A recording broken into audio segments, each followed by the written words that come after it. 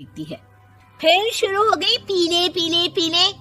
अरे पीले तो तब भी थे जब मेरे हाथ का रसगुल्ला उड़ा उड़ा कर खा रही थी और बोल रही थी, लड़की नहीं गुणों का खजाना दे रहे भाई साहब आप। खैर अब वो लोग करते भी तो क्या करते, पीले दांत वाली बहू पल्ले पड़ी थी तो झेलना तो था ही। एक दिन कीर्तन में रंजना गाना गा रही थी। अरे कमला बहन, माँ का द्वार है, यहाँ तो सब शुद्ध होकर आते हैं, फिर अपनी बहू को ब्रश भी नहीं करवाती तुम।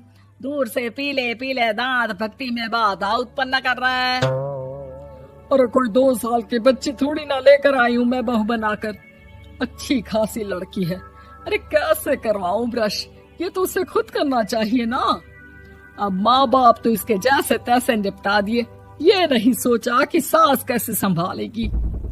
सास बहू को लेकर घर आ जाती है, लेकिन सोच लेती है कि अब इसे लेकर कहीं नहीं जाएगी। अगले रोज बहू कहती है, अरे क्या हो गया, मंदिर नहीं जाना क्या, कीर्तन का वक्त हो रहा है। मेरी मधुर वाणी से कान्हा जी जागते हैं और सोते हैं। आप तो जानती है ना उनकी भक्ति में कितना मन लगता है मेरा। वो क्या है ना, तबीयत ठीक नहीं लग रही है मेरी, आराम करूंगी मैं। तबीयत ठीक नहीं लग रही? अभी तो मिथुन के गाने पर नाच रही थी आप, और अब बोल रही है कि तबीयत ठीक नहीं लग रही। अरे भक्ति में मन लगा लो सासू माँ, ऊपर जाना है, क्या मुंह दिखाओगी आप? हाँ, सास को बहू की बात पर गुस्सा आ जाता है। मैं क्या मुंह दिखाऊंगी, इसकी चिंता तो ना कर, समझी। अपने मुंह की चिंता कर, जो ये पीले पीले दांत लेकर हर जगह पहुंच जाती है। पता है लोग कितना मजाक बनाते हैं। ना जी ना, मैं नहीं जाना कहीं तेरे साथ। तो ये बात है, कोई ना, मत जाओ, मैं अपने कमरे में ही बैठकर भक्ति कर लूंगी। ऊपर वाला दांत थोड़ी ना देखता है, मन देखता है, भावना देखता है।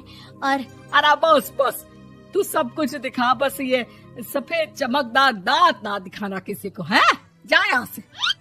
बहू को सास की बात का कोई फर्क नहीं पड़ता, वो तो जैसी थी वैसी ही रह जाती है। सुबह नहाकर किचन में खाना बनाना, फिर खाना खाना, कीर्तन भजन करना और सो जाना। एक दिन, माँ जी मैं सहेली के घर जा रही हूँ, शाम को लेट आऊंगी। हाँ हाँ तो जाना, मैंने कौन सा तेरी आरती करनी है घर पर बैठकर।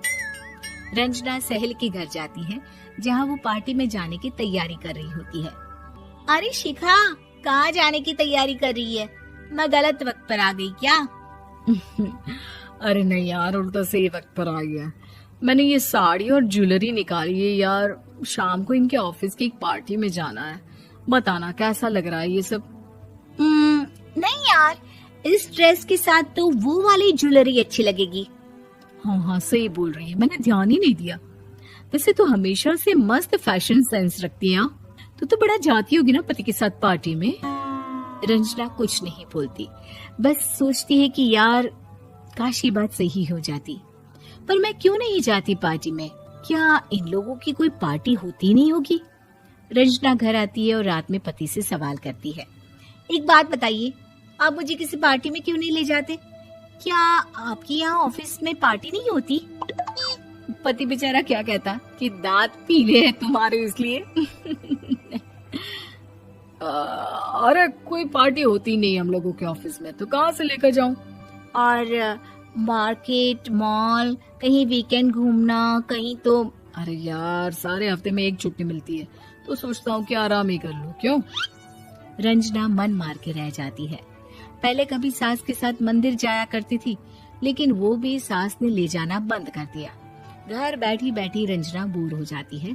तभी उसे आइडिया आता है और वो मायके जाने का सोचती है। सासू माँ, 2 दिनों के लिए मम्मी के घर जा रही हूँ। अच्छा ठीक है, आराम से जा। और हाँ, माँ से कुछ अच्छी आदत सीख कर आना कि कैसे शरीर के हर भाग की तरह दांतों की सफाई भी जरूरी होती है, समझी? शुरू हो गई ना आप?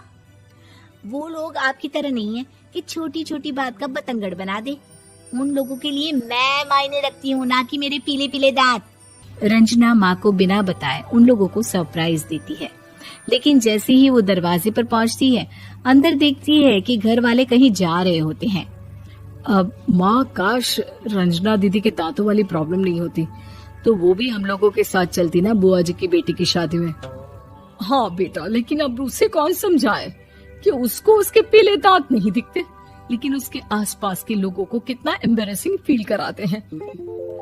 मुझे तो कितनी बार उसके स्कूल की टीचर ने शिकायत की कि उसके साथ कोई लड़की बैठना भी नहीं चाहती, और ना ही कॉलेज में कोई उससे बात करना चाहता था, लेकिन पता नहीं क्यों उसे ये बात समझ में ही नहीं आती।